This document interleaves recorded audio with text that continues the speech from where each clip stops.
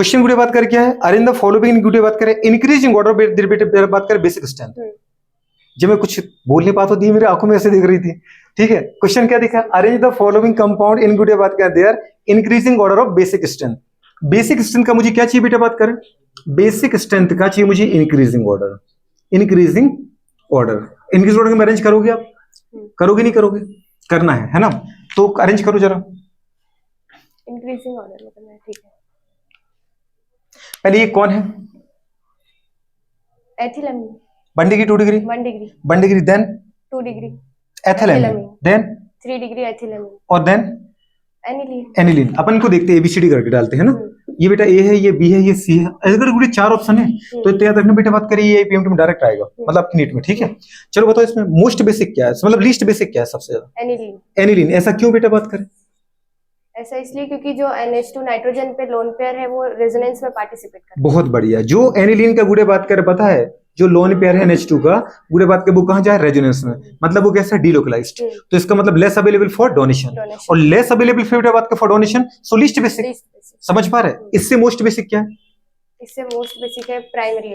Primary मतलब बहुत बढ़िया, मतलब ए 1 डिग्री एथिलेमिन है ना, गुड़े बात करें क्यों, क्योंकि यहाँ लोन पे गुड़े लोकलाइज्ड है और एक तरफ से बेटा एथिलेमिन का क्या है, प्लस आई इफेक्ट भी है, एथिल का प्लस आई इफेक्ट भी है, तो इलेक्ट्रॉन डेंसिटी अल्टीमेटली क्या हो रही है, बढ़ रही है। बहुत बढ़िया, आगे आप एक्सप्लेन करो।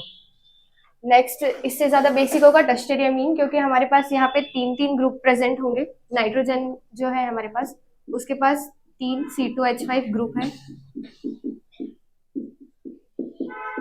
तो जो इलेक्ट्रॉन डेंसिटी है नाइट्रोजन पे वो बढ़ जाएगी क्योंकि तीनों का प्लस आई इफेक्ट होगा।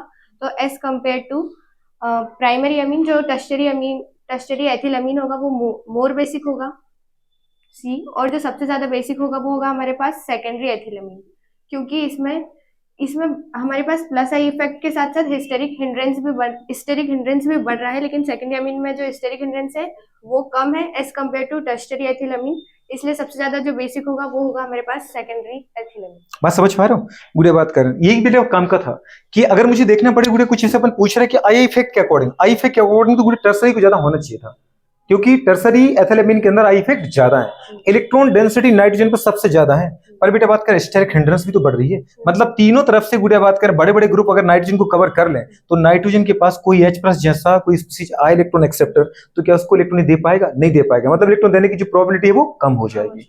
दूसरी कंडीशन इसलिए गुड़े बात कर याद रखना, एथिल एमीन के पास, टर्सरी एथिलेमिन के पास इलेक्ट्रॉन डेंसिटी सेकेंडरी एथिलेमिन से ज्यादा है, पर बेटा बात का स्टेरिक हिंड्रेंस होने की वजह से मोर स्टेरिक हिंड्रेंस है इसके पास, मतलब त्रिज्या में बाधा ज्यादा है, तो गुड़े बात कर वो दे कम पाता है 2 डिग्री से, तो 2 डिग्री गुड़े बात कर क्या होता है, आगे निकल जाता है बेसिक स्ट्रेंथ में। दूसरी कंडीशन अगर बेटा बात करें आपसे हाइड्रेशन एनर्जी के अकॉर्डिंग बात करें, तो अपन ने कल देखा था कि हाइड्रेशन एनर्जी में गुड़े बात करें पता है 2 वाटर की मोल जुड़ रहे थे किससे, 2 डिग्री से, और एक जुड़ रहा था किससे, इससे। पहले अपन ने इसको H+ दिया था, तो जैसे इसको H दिया था तो एक H इधर आ गया तो नाइट्रोजन प्लस आ गया था, और फिर गुड़े बात कर 1 H ने गुड़े बात कर 1 वाटर के मोल के साथ हाइड्रोजन बॉन्ड बनाया था।